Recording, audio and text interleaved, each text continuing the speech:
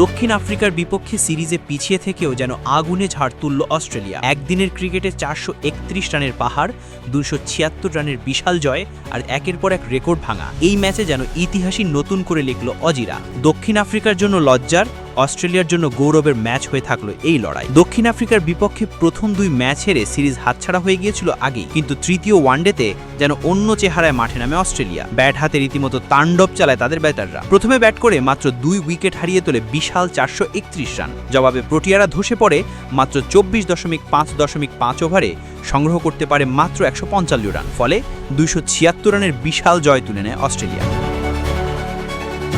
এই ম্যাচে একের পর এক রেকর্ড গড়েছে অস্ট্রেলিয়া। প্রথমেই আসে ব্যবধানের জয়। 276 রানের ব্যবধানে হেরে দক্ষিণ আফ্রিকা গড়ল নিজেদের ওয়ানডে ইতিহাসে সবচেয়ে বড় হারের রেকর্ড। এর আগে 2023 বিশ্বকাপে ভারতের কাছে 243 রানে হেরেছিল তারা।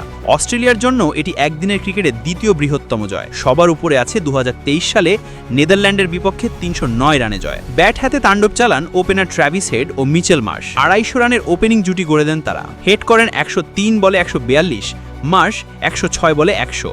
ওয়ানডেকে অস্ট্রেলিয়ার হয়ে এটি 5ম সর্বোচ্চ ওপেনিং জুটি। এরপর আসে ক্যামেরন গ্রিনের বিধ্বংসী ইনিংস।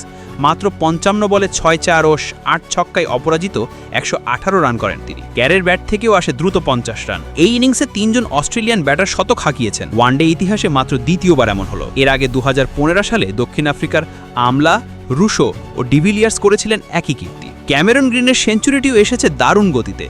মাত্র 47 বলে সেঞ্চুরি তুলে নেন তিনি। অস্ট্রেলিয়ার হয়ে এটি দ্বিতীয় দ্রুততম সেঞ্চুরি। শীর্ষে আছেন গ্লেন ম্যাক্সওয়েল, যিনি 2023 বিশ্বকাপে মাত্র 40 বলে সেঞ্চুরি করেছিলেন।